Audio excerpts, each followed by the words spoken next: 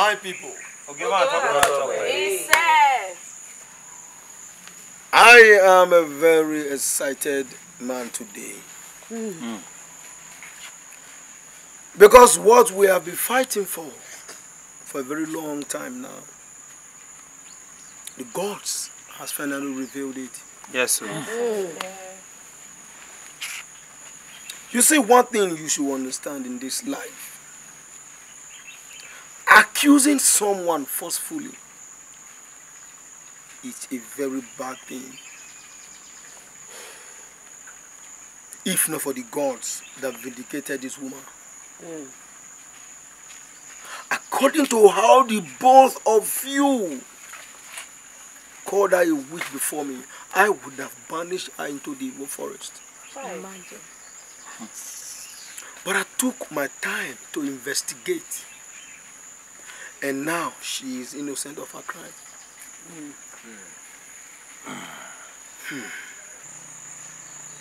I was told that Obe, dead body was found in the bush. Abomination. And Otaniye died immediately after confession. Yes.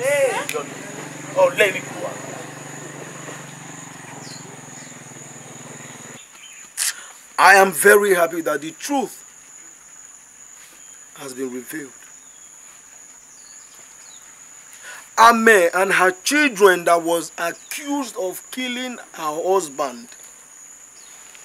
And after that, they took her last daughter. As if that is not enough, the two of you keep accusing her of being a witch. That the entire family is cursed. But today, she's free. If not that, I took my time to investigate this matter, I would have banished her and her children into the evil forest. Amen. For being a good woman, for being able to take all the insults, the accusations, for living with it, I personally, as the enogie of this dukedom, the enogie of this great community, I will personally take care of your children.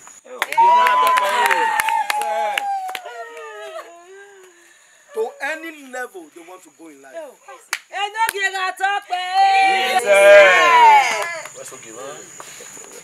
You are free to live. Live your free life as you have been living before. And this is a warning to everyone in this community. If I ever hear it that you accused anyone in this dukedom forcefully, wrongly, unknowingly, without investigating what you are accusing the person of, without a proper investigation, I will make sure I banish that person to the evil forest. Get the bird of the air, we eat and feed with your flesh.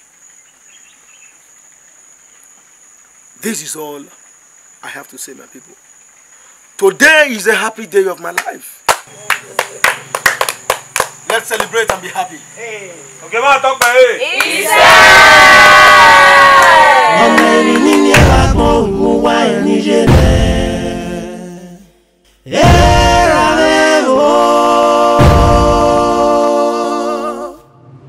Adesagbon merije o ona emi ni Adesagbon mu wa ni egberame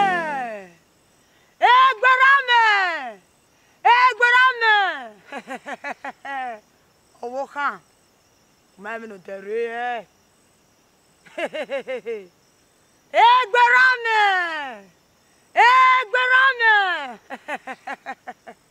owo kan o keleki ma mi no tere una eyo ere be na me wo pare wo na owo kan ikiana eme tot lelo imi laji una giko Eric Buko. Tia Gemery. Una Geme. Eredo.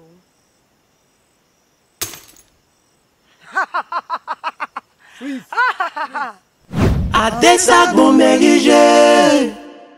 Ona ebini ni Adesagbon Uwadiae Nigerian.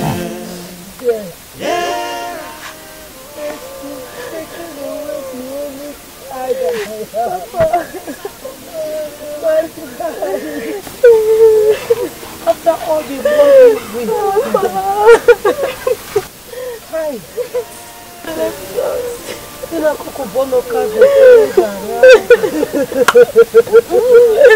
I'm so sorry.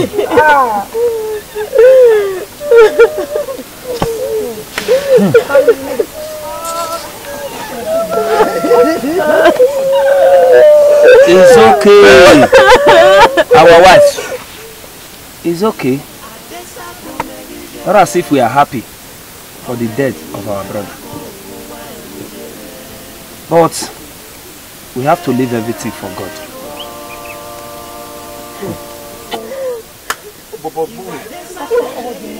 Death one. But death one. Why death? Why have you visited my brother's house? No. That was a nice person. Our wife. Take time. The death of our brother is very, very painful. Pains me to my bone marrow. No. But it's my responsibility to take care of our children. I will use my hand to hit the check. All roads lead to my house. Anything you want, money, food, come, I will be responsible. It is not my duty to cater for you all. It's okay. Odu. It's okay. Odu.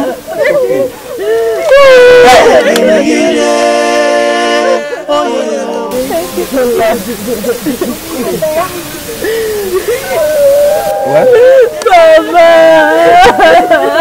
It's okay. Children, it's okay. Don't cry again. Don't cry again. Don't cry again. Our wife, please and please, stop crying and eat something. Because if you are crying now, what do you expect the children to do? Let her cry, so that she will forget about everything quickly. But you can cry, but please eat your food. Igo bije mami debe. Igo bera o inamiera me. Gebe genigije. Oye o. Manage this brother now. There's no food. And you know he thinks it's this. Mama, why are you doing this to us? Please eat. Your tears will never bring Papa back to life. Mama, eat. Never. Face is to do her. She's outside. Go and call her. Mama, eat all. Mama, eat.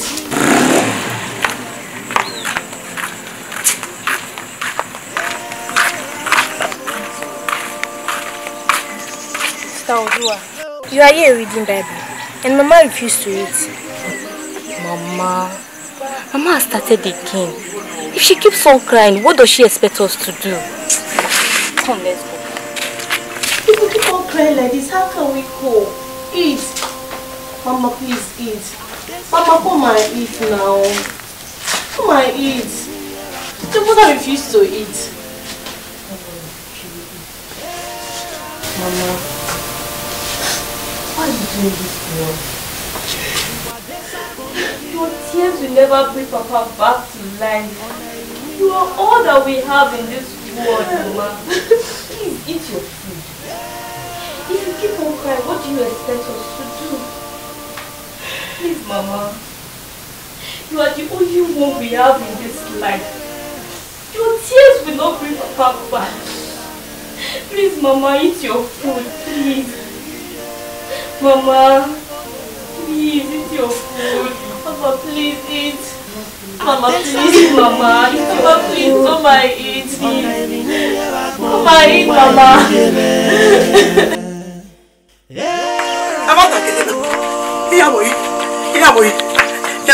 My daughter, how are you? Morning, my dear. Where is your mom? She's inside. Please come here. My friend. My friend. My dear, go inside.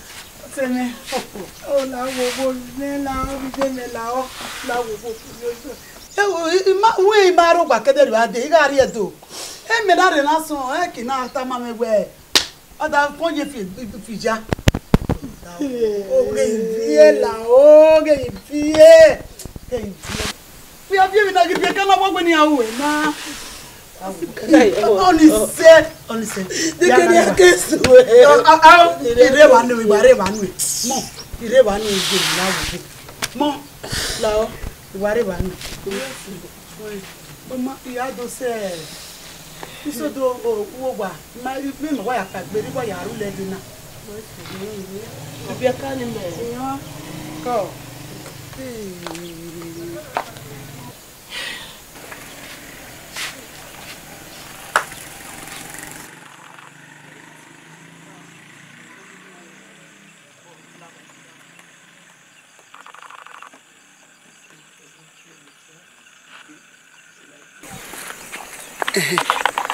Ube da sun ube da sun we ma emi ibu ugabu no mi gbe eri anya bu na gbe we kere ni ya selu papa bi na selivi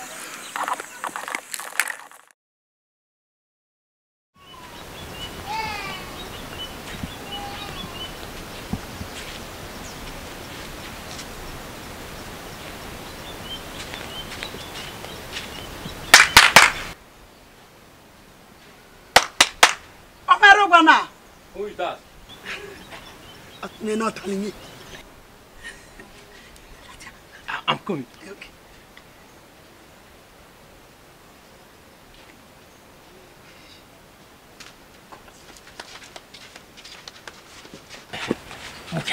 Okay, why Jesse? Oh, the children about the If you trust you, I trust you. May we see so otanye working. All that pay me. Boy, when you just say we know that, you just to be an amido. When you make Benin the language. Hi, I trust you. I trust you. Yes. No, you where see so a working. All that pay me. Mother. We just you wear or tell me Gileria. Oh, it's time away.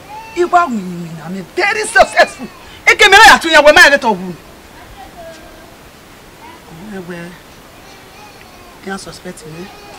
My only pet. Now, hey, pim. Monsieur Nare. I gave me fruit of Papa. A rabbit don't walk in the afternoon. Nice. Zeke, where I know. Eyes on him. I know. And your man, Please, let it be a secret. Yeah, we have no there. Okay.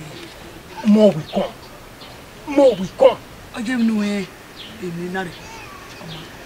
See. Pim. And in Yagatamu when we get me. Where are we affair? Hey, but are you sure my brother is actually there? Me tamu when they were. If you are 2 years old, then you born here. I did everything very successful. Okay. Yeah. I do so. Yes, so. Oh, like baby. I want to go. Pim.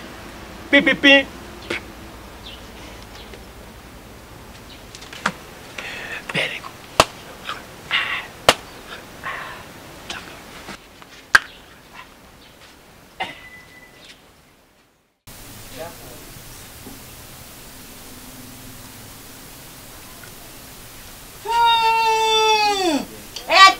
What did you mess? Is it your business? Yes. Please give give me the food. Bring the food this Give way. me. Bring the food this Give way. me the food. Bring the food this Give way now. me. Bring the food. Give me the food. Bring the food this Give me way. the food. Give me. Eki, why did you mess? Is it your business? Eki, what's on my? What's going on here? Koi.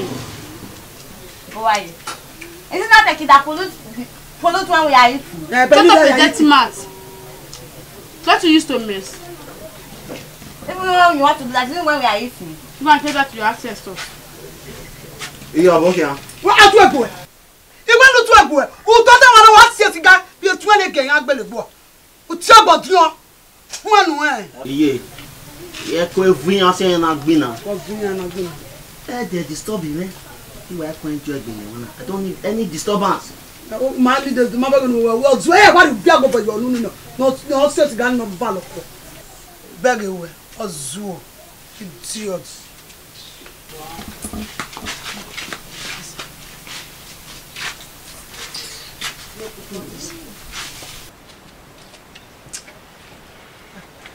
Nani.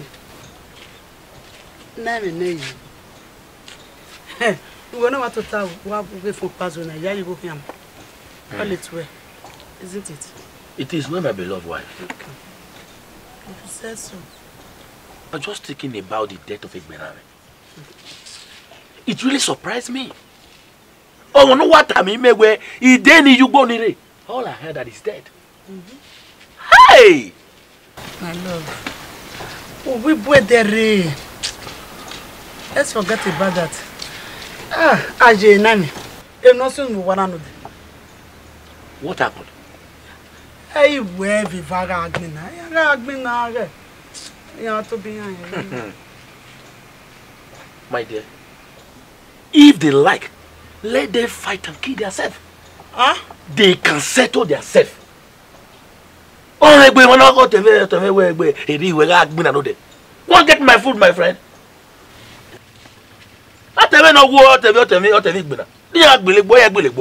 Sorry, my love. I bomb you.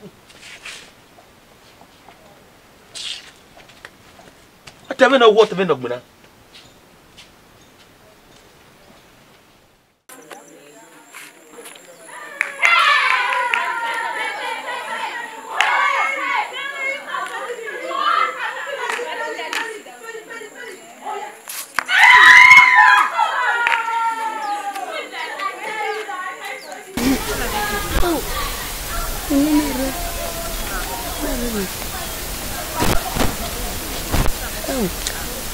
If you can't where you go. No one of me and I know why you could.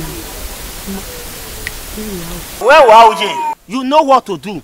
Una buy you wawere, una jo were, una do azio, when you have been now or ye. My beg away. Ozuo, no zuo. Johnny me. Iwaya feredo. Inwi na kwadi go nyaka yari. Anime. Johnny me. Meje. I Johnny me. Uju abo. Baba ola wo ju baji.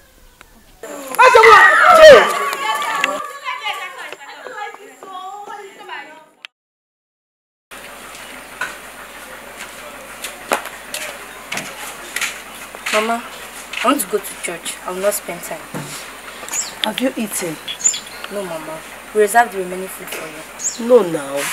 You children have not eaten. And you expect me, your mother, to eat? Mama, we are fine. Just be okay for us. That's all we need.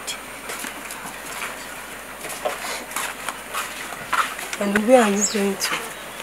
To fresh water.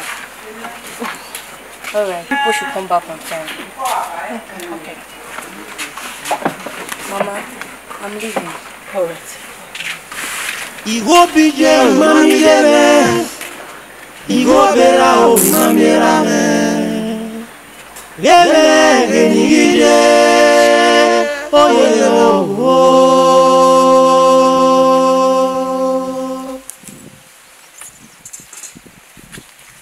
Where are you going to? You want to go and kill somebody there, right? Just the way you killed your father. We did not kill our father. We did not kill our father. Shut up! And stop deceiving everyone in this village. Even you. It's written all over your face. did not kill our father. We did not kill our father. How can we kill our beloved father? We did not kill our father. You guys are wearing black and black. Deceiving everyone in this village. Even me that is telling you, I know my life is at stake. But if you get to me in the evening, the God that I serve will destroy you. Very soon you will kill your mother. Adesagbon megije o. Ona emi ni Adesagbon mu wa Nigeria.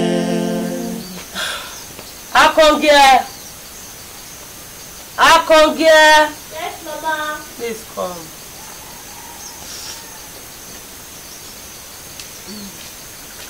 Mama. Good morning, ma. Oh, my dear.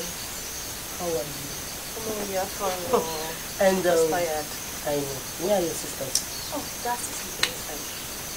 Okay. I want you to go to your Uncle. Tell him I sent you to him to help us with little money or food stuff.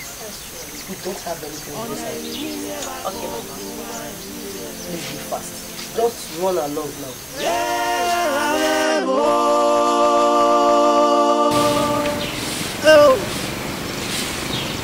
Igo bije mamigele. Igo bera o mamiera. Genigije. Papa. Good morning, Papa. My daughter. Sir. How are you? Sit down. I'm fine, sir. Sit down. How are you? I'm fine, Papa. Papa, my mother sent me an errand to you. Yes, the mother? Yes, Papa. Papa, my mother said she please give us some food stuff. Or if you don't have food stuff, she give us money to cook. My daughter. Your mother said what? My mother said she give us some food stuff or money to cook. If not because I love you so much, I would have just called you a big fool. So your mother, it hasn't come to that. Your mother had the effrontery to send it to me to give her money or food. Go and tell your mother, I am not a food bank. I don't have food stuff. Look, I'm not the one that killed your father. Come. Let me tell you, go and tell her that I am coming right there to come and eject her. But this is not fair. Eh? But it's not fair. Don't kill me, it's not fair. Cricket. It's not fair. Not fair. Cricket. This just the beginning. Can you just imagine what she's come and tell me this morning? Can you just imagine? I heard what Akongie was saying. Thank you, my daughter. Can you imagine the stupid thing that she's telling me? Papa, why are you being wicked? Eh? Where? Where? You know you don't have this money. Why did you promise them in the first place? But this is wickedness, so. You are mad. Your mates are married. They are married. Yeah, you are carrying the thing in your chest like Iroko in for Joshua. Until they will go down like water leaf for you know that you are old. Livian! Papa, your own is too much, so. Livian! This is not fair. Come on, continue sweeping. Tell me it's too much, But it's not fair. Don't go look for husband. Go and search for husband. Search! I'm coming for you. I will eject you and your mother.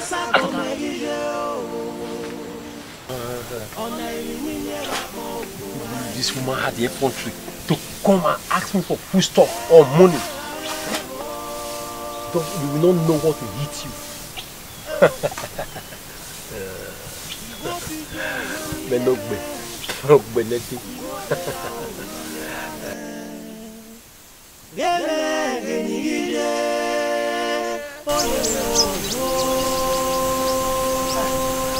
My daughter, what is this? Uncle asked me to leave his compound. It's okay. Go inside. I'll go and see Otani and myself.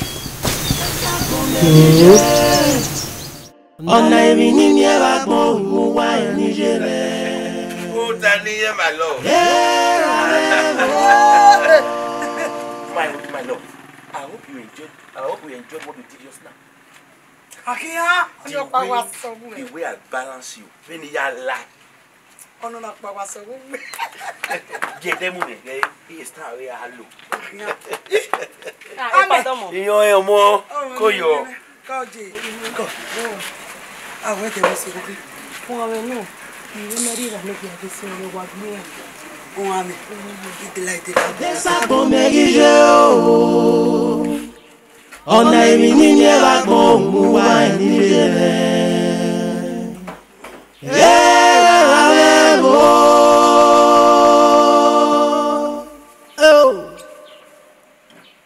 Ìgò bí jẹ́ ìmọ̀mí jẹ́rẹ̀. Ìgò bẹ̀rẹ̀ o ìmọ̀mí ra rẹ̀. Lẹ́lẹ̀ ènìyí jẹ́ oyè o. Azekpe ya mu no suba ya fe o ja usa usi la ku la mo wa ko mi ado ko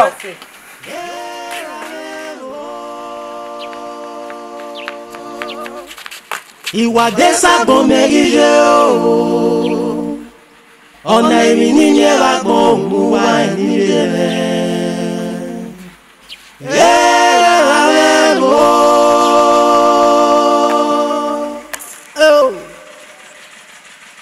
Ìgò bí jẹ́ ìmọ̀mí jẹ́rẹ̀. Ìgò bẹ̀rẹ̀ o ìmọ̀mí ra rẹ̀. Lẹ́lẹ̀ ènìyí jẹ́ oyè o.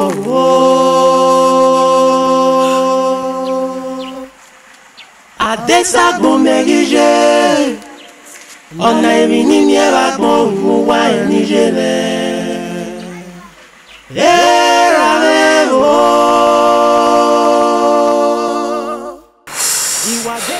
My daughters. Yes, Mama. Concerning the properties your father has when he was alive, I have made up my mind to sell at least a plot of land so that we can have food on our table. We are eventually beggars. At least to start up something and generate money. That's a very good plan. That's true. My decision. Only if that man will let it come to pass. That man is worse than wish. His attitude.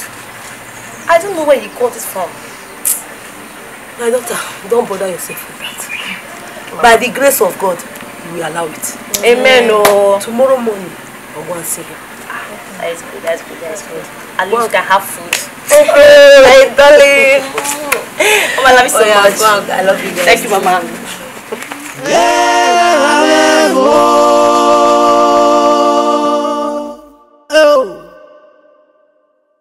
Ìgò bí jẹ́ ìmọ̀mí jẹ́rẹ̀. Ìgò bẹ̀rẹ̀ o ìmọ̀mí ra rẹ̀.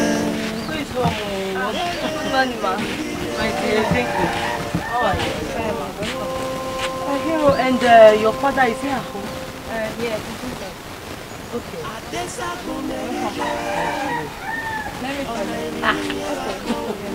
Our wife. Good afternoon. You are here. Yes. How are you? I hope all is well. Sit down. Thank you. I came to discuss something outside too. Okay. And you can talk. I'm all ears. It is concerning my husband's land. I want you to let me look for a while. Let me sell part of it. Land? Yes, to be able to raise money and train my children. Did you say land? How can I refer to my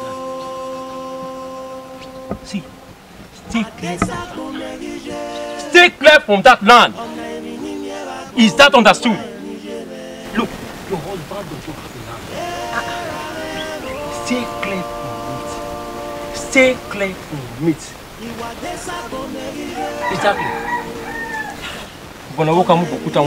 Stay clear from that land. Mama, I understand. The land belongs to my husband. And my husband left the land for my children.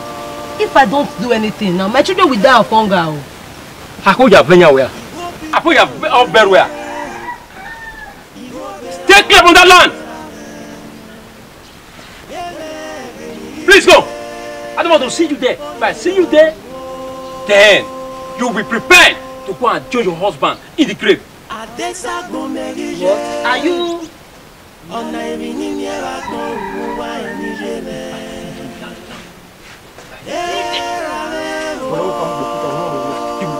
Tell your husband. Uwadiae merige ona eminini Adesagbon Uwadiae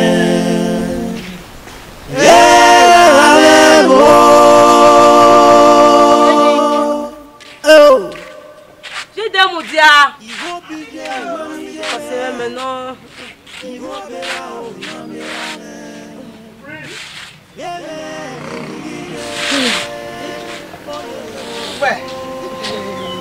Elo boka wo ono na runwe.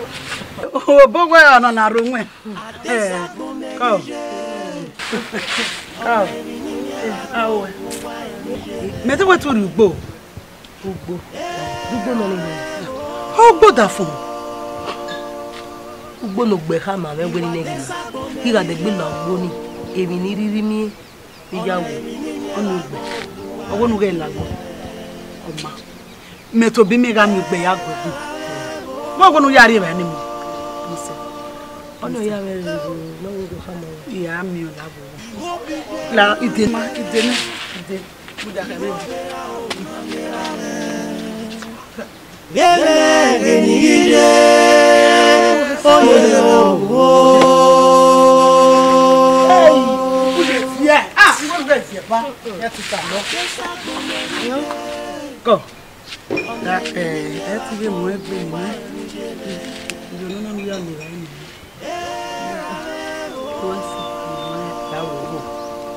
De gbeju nu we mi na gba o mo ni na wo. Gba o mo. Gba o. Oh, go we yen do. Go. Go.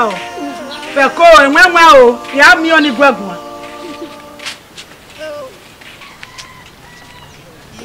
Gbe mi ra igbene itola re. Kekere na ke. Ya ke mi lele. Ojo, oga mo. Oye o.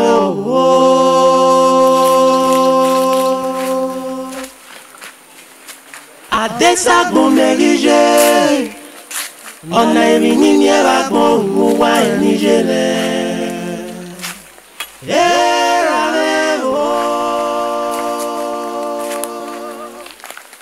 Uwadiae merige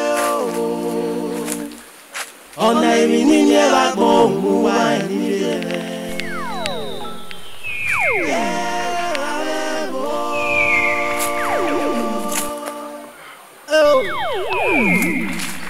Igo bije mami jebe Igo bera o mami era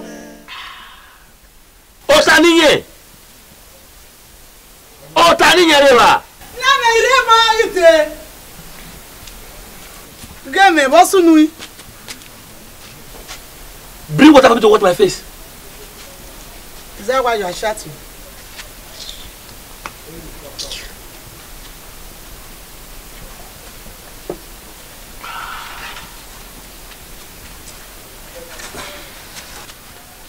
Like what?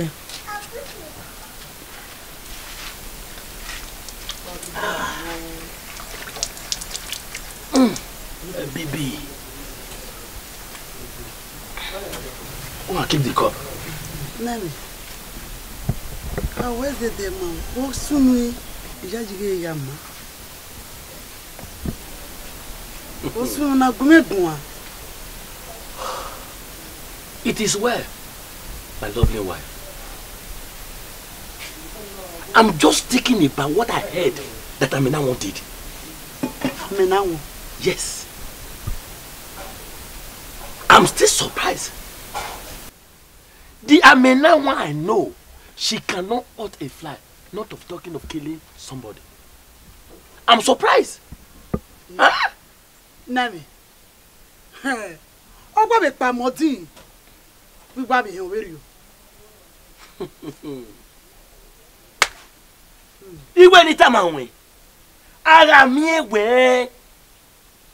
O ma mo bo mi no sunu na. Uda mi na won me we e ti gbo yi. Ma ogbo ma na gbo. O ma ni ole mi. Ah, honey sir. E ja ka te bo, we te bo. O le be. Ka na gbo mi na. La ya fu agi ma me wa ye ba. Bàbá ọlá ẹgbẹ́. Don't ma gbọ́ mama no gbo gun ni. De na ile ti aboji wo. Don't come when do ya ko ri sam je ba ni. Oma. Yeah, eat it before I come. Make sure you pack out of my house. Stupid woman.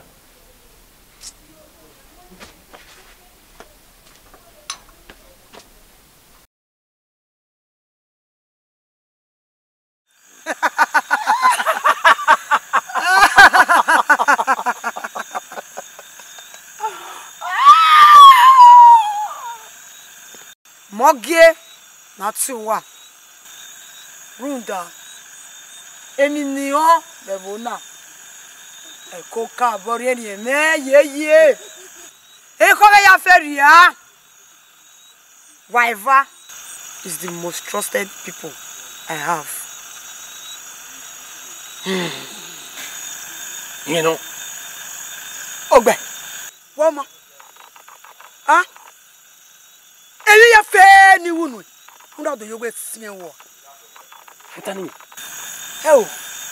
Gbe. Ti wunu boten wa. You going to believe you. I only have to kill my brother because of his properties. Utoge! Where? You utoge! He has swagged on it. He's been helpful. Better not me any where you get your book can be a canny. Or where? You go where? I do your sweater. Where? Me. You go where yes. You lie. Only me. You cannot. If you dare me, I will destroy you. Me. If you dare me, I'm over. People have been breaking down people here. We have been breaking down people here. Which one have you brought? Which one have you brought? Yes. Only me. Yes. Damn it, maybe. Now listen. I will deal with you. If you touch my daughter, I will deal with you. Let's see. Let's fight. What do it? Can you imagine? Oh, I found out one now.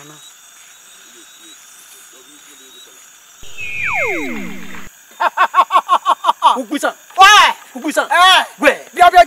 Not that where? Not that where? Adesagbon merige. On a Benin Uwadiae Nigeria. Morning, my daughter. How are you? No, I'm not sure. You're not fine. You're worried.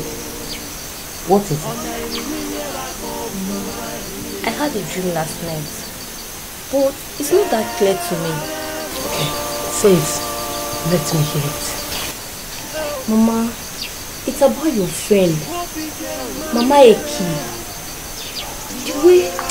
The way I saw her in my dream, she was in the coven with Uncle Bear. Shh. Hope you've not told anyone. No, Mama. It looks like a real life. No. Maybe someone used their face. Mama, this is not a matter of someone using someone's face. You know I barely had dreams like this. Odua, Mama. Shut up. Mama. Shut up and go inside, my friend.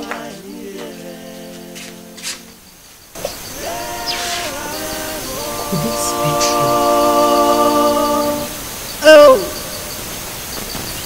Igo bije mami yere. Igo bera o namira me.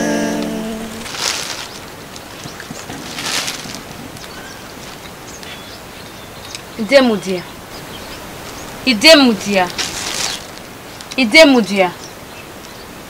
Wahi, what's wrong with you? See, there is no food in this house. You better eat before I finish the bread. You are a big fool.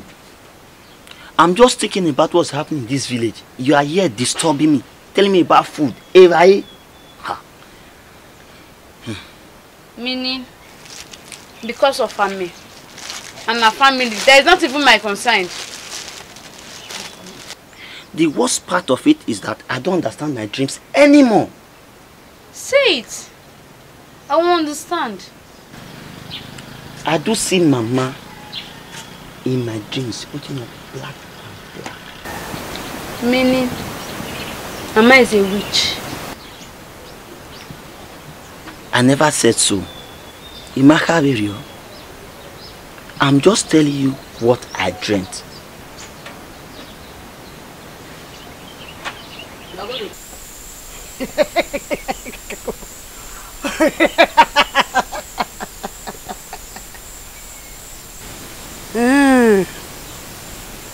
Biokana. Ugu gwegbe. Yarere gyewe ni. Ruwa bada. Itinoje. Otaninye. Otaninye. What are you doing? Wow. Uga to kwaloma. Ati ewe mana. Otaninye. So, you don't want to desist from killing people? I have seen all your plans. Look, if you don't want to stop killing, it is your children you will start killing now. Utoge! Awagwa! Begani gona agbe! Idaweja. You want to dare me? Sue. There's no need to argue words with you. Your husband is coming. We shall see very soon. Utalinge, you want to dare me? Anyway, your husband is coming. Very soon, I'll come back to you. I shall see you nation. Utogo piana. Utogo piana. Egeni aja bun awda wa begebe udejuwa. Aimi